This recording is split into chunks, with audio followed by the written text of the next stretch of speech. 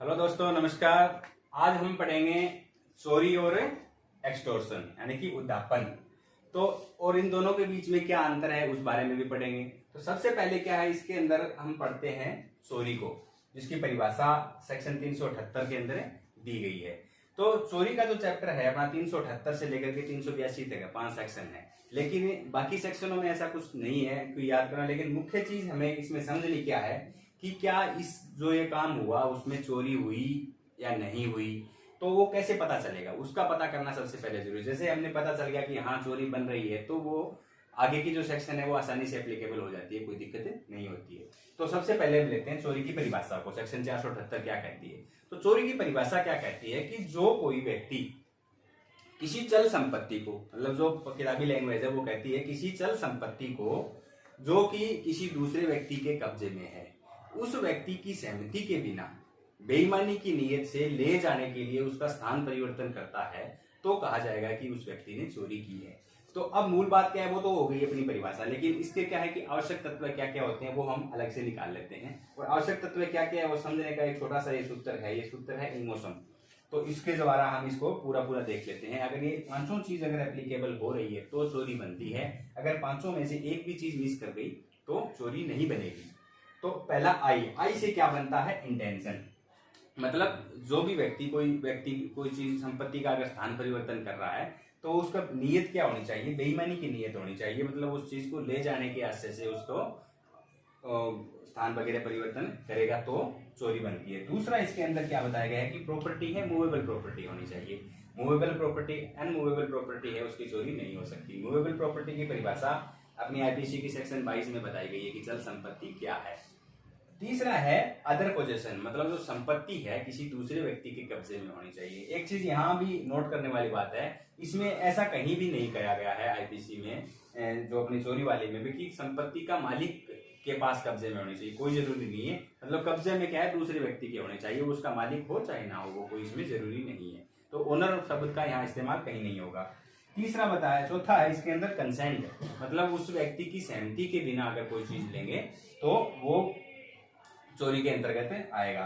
तो पांचवा बताया गया इसमें मूव, मतलब जैसे ही उस संपत्ति का स्थान परिवर्तन हुआ, स्थान परिवर्तन होते के साथ ही चोरी बन जाएगी। कोई जरूरी नहीं है कि वो उस एक क्राइटेरिया हो, मतलब कितनी दूरी लेके चला जाए, अपना घर ही लेके आए तभी चोरी बनेगी, नहीं। उस जगह का जैसे ये चीज यहाँ पे रखी हुई है, इसको यहाँ की बजाय यहाँ रख दिया तो भी वो चोरी के अंतर्गत आएगी, अगर ये पांचों चीज उसके अंदर एप्लीकेबल होती है। तो ये तो हो गई अपनी चोरी की परिभाषा। अब इसके अंदर 5-4 चीजें और स्पष्ट करी गई है, अलग अलग बताई गई, अलग अलग स्पष्टीकरण अपनी जो परिभाषा है इसके अंतर्गत, कि कई बार क्या है कि इनके अंदर तो जैसे कि जो चोरी कर रहा है वो व्यक्ति खुद ही वो संपत्ति को उठा के लेके जा रहा है इधर उधर, लेकिन कई बार कंडीशन ऐसी बनती है कि उसमें क्या है वो खुद, हालांकि उस जो जिस चीज की चोरी हो रही है उसे स्पर्श नहीं करता है, फिर भी वो संपत्ति की चोरी हो जाती है। वो जैसे कैसे होगी वो हम देखते हैं। तो पहला तो इसके अंदर हम देते हैं संपत्ति से संबंधित जो संपत्ति, एक तो इसमें बता दिया चल संपत्ति का कि मूवेबल प्रॉपर्टी है उसकी ही चोरी होगी। लेकिन अगर वो संपत्ति अगर जमीन से सटी हुई है, पृथ्वी से किसी भी तरीके से अगर अटैच है, क्या उस संपत्ति की चोरी कैसे हो सकती है, तो उसकी भी चोरी कब हो सकती है। जैसे कि कोई संपत्ति मान के चले कि जो पेड़ है वो लगा हुआ है जमीन से, तो तब वो क्या है, मूवेबल प्रॉपर्टी नहीं है, उसकी चोरी नहीं हो सकती। लेकिन जैसे ही किसी व्यक्ति ने उसकी चोरी करने के आशय से उस पेड़ को काट दिया, अब काट दिया, काटने के साथ ही वो संपत्ति क्या होगी, वो मूवेबल प्रॉपर्टी बन गई, वहां चल संपत्ति बन गई। और वो चोरी वहां पे क्या है, उसने अगर चोरी की नियत से उसने ये जो काम अगर किया, उसको पेड़ को काटा, तो वो पेड़ काटने के साथ ही वहां चोरी बन गई। एक तो हो जाएगा ये। दूसरा इसके अंदर जो जैसे भी और कोई भी चीज हो, कोई जरूरी नहीं है कि वो पेड़ ही हो, कोई भी चीज जो पृथ्वी से अटैच है, जैसे कि मान लीजिए घर है, अब घर की चोरी तो नहीं हो सकती, लेकिन अगर उसको तोड़ दिया, वो ईंटों के रूप में कन्वर्ट हो गया और भी चीजें, तो उनकी चोरी हो सकती है। तो उसको जैसे ही उसको जमीन से अलग किया गया, वो चोरी उसी समय बन जाती है। दूसरा इसके अंदर बताया गया जैसे कि कोई मूविंग प्रॉपर्टी है और उसकी चोरी कैसे कर रहे थे, जैसे कि कोई जानवर है उसकी चोरी करनी है, मान लीजिए वो किसी मान ली घोड़े की चोरी करनी है किसी व्यक्ति को, और वो क्या है, उसका जो घर होता है उसके अंदर किसी बाड़े के अंदर उसको बंद किया हुआ है। अब उस व्यक्ति ने क्या करा, उसका जो दरवाजा था उस दरवाजे को खोल दिया, हालांकि घोड़े से कोई अटैचमेंट नहीं हो, और वो उस घोड़े को भी जैसे ही वो बाहर निकल के आएगा, थोड़ा बहुत इधर उधर जाएगा तो मैं उसकी चोरी कर लूंगा। तो वहां पे वो घोड़ा जैसे ही उसने दरवाजा खोला, उसको बाहर निकला, वहां पे वो चोरी बन जाती है। तीसरी इसके अंदर स्पष्टीकरण और आता है कि कई बार क्या है कि प्रॉपर्टी है वो ऐसे हालात में है कि वो व्यक्ति क्या प्रॉपर्टी को नहीं छेड़ता है लेकिन फिर भी उसकी चोरी कर लेता है। जैसे कि मान लीजिए घोड़ा गाड़ी है, घोड़ा गाड़ी के ऊपर कोई भी सामान लदा हुआ है।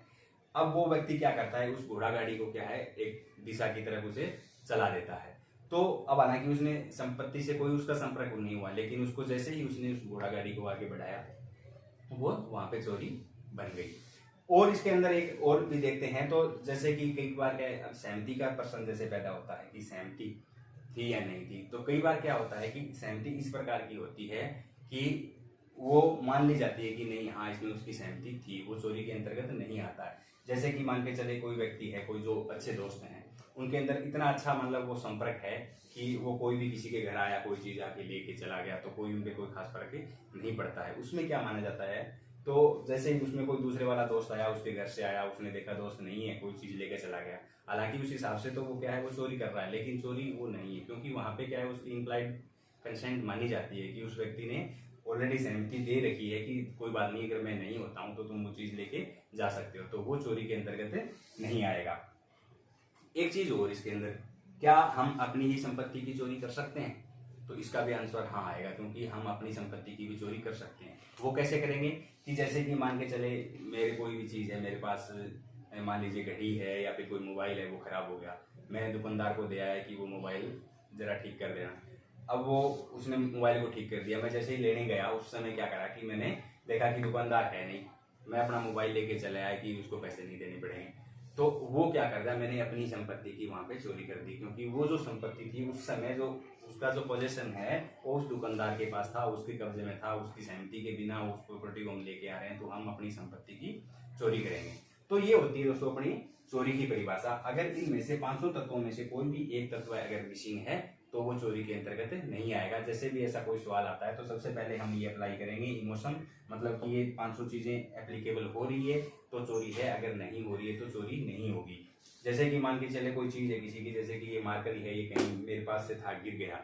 अब गिरने के बाद अगर कोई व्यक्ति उसे उठा लेता है तो क्या वो चोरी बनी? हालांकि उसने उठा लिया, ठीक है, अपने पास ही रख लिया, तो क्या वो चोरी बनी? उसको हम देखते हैं तो कैसे देखेंगे? सबसे पहले ठीक है, मार्कर है मूवेबल प्रॉपर्टी है, मान ली बात नंबर 1। अब उसकी इंटेंशन, चलो ठीक है, उसकी इंटेंशन थी वहां पे, मान लीजिए चोरी की थी, उसने रख लिया। अब कंसेंट, मेरी सहमति, तो सवाल ही पैदा नहीं होता कि मेरी सहमति थी, सहमति का तो मतलब नहीं बनता। मूव, उसने अपने पास रख लिया, उसने संपत्ति को मूव भी कर दिया, लेकिन यहाँ पे क्या चीज नहीं आई? अदर पोजीशन, क्योंकि ये मार्कर जैसे ही मेरी जेब से गिरा तो मेरा जो पोजीशन है उससे वो बाहर हो गया, तो वो वहां पे चोरी नहीं होगी। हालांकि उसने अपराध जरूर किया है, क्योंकि वो जो संपत्ति उसकी नहीं थी, उस संपत्ति का उसने दुर्विनियोग किया, वो सेक्शन 403 का अपराध बनेगा, लेकिन वो चोरी नहीं बनेगी।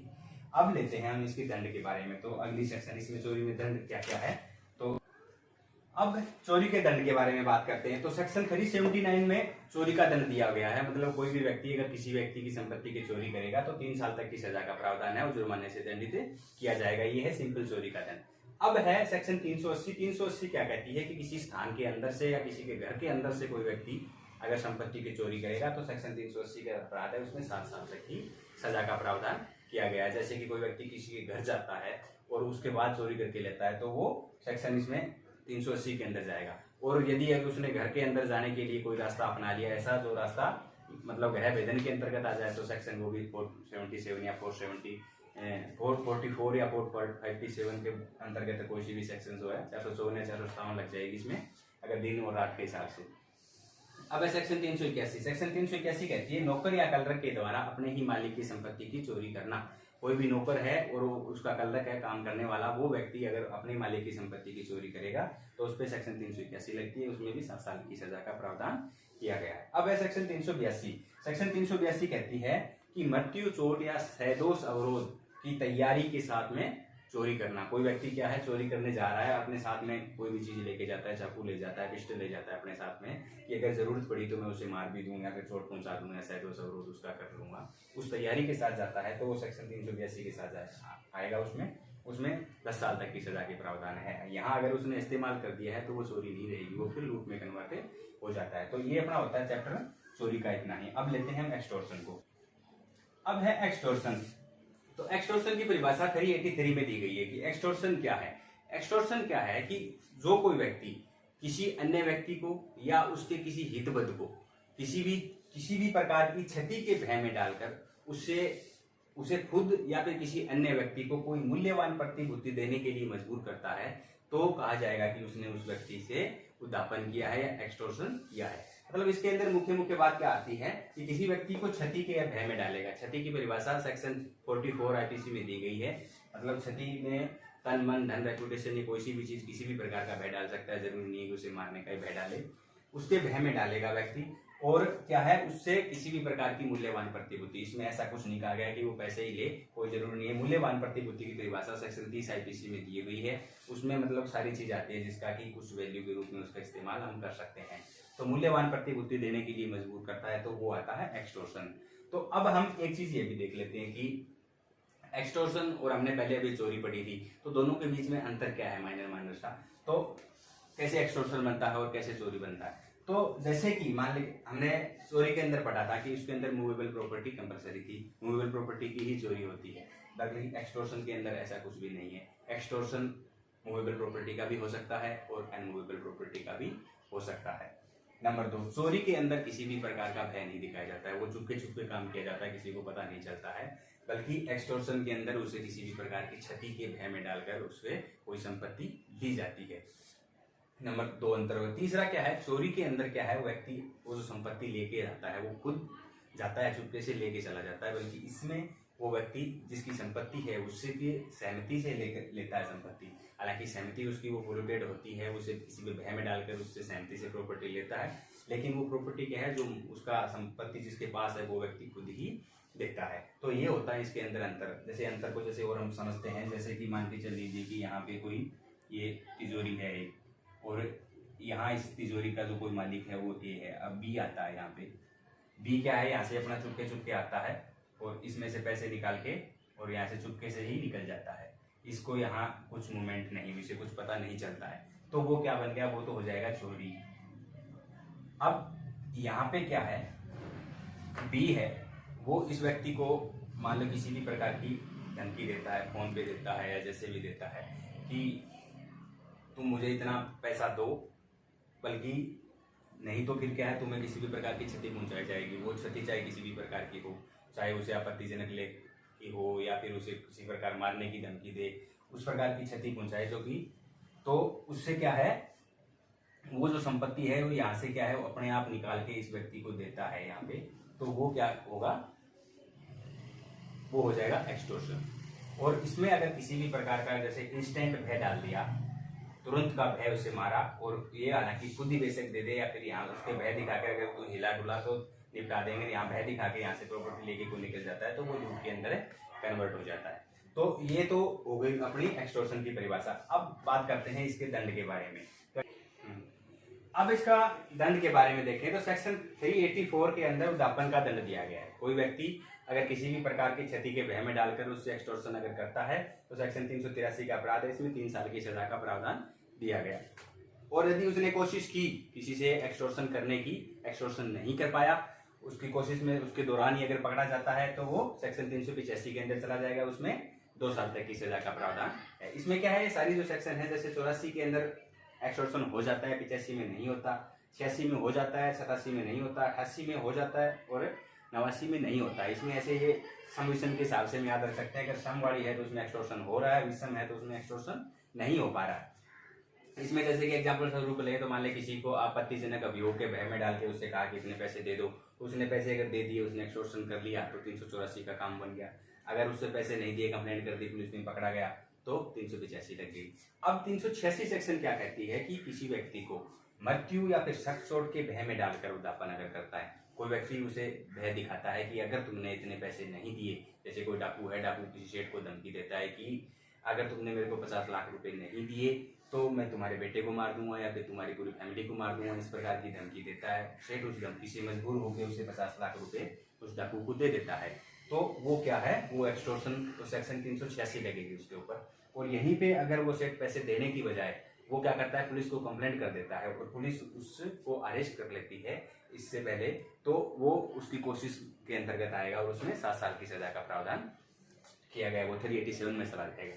अब है 388 क्या कहती है, इसमें अभियोग लगाने से संबंधित है। मतलब कोई व्यक्ति किसी को धमकी कैसे देता है कि तुमने अगर ऐसा काम नहीं किया, वो धमकी देता है अभियोग लगाने की। और वो अभियोग क्या है, उस अभियोग में ऐसा अभियोग की धमकी दे रहा है कि उसके अंदर कम से कम 10 साल की सजा का प्रावधान हो या आजीवन कारावास या मृत्युदंड, मतलब इस प्रकार की सजा का उस अभियोग में प्रावधान है। इसकी धमकी दे रहा है उसको और उससे पैसे लेने का प्रयास करता है। तो अगर उसमें अगर पैसे ले लेता है, उसकी धमकी से विवश होकर अगर वो पैसे दे देते हैं तो वो 388 में जाएगा। और अगर कोशिश करी, अगर नहीं पहले ही मतलब पकड़ा जाता है, एक्सटॉर्शन नहीं कर पाता है, तो वो 389 के अंदर चला जाता है।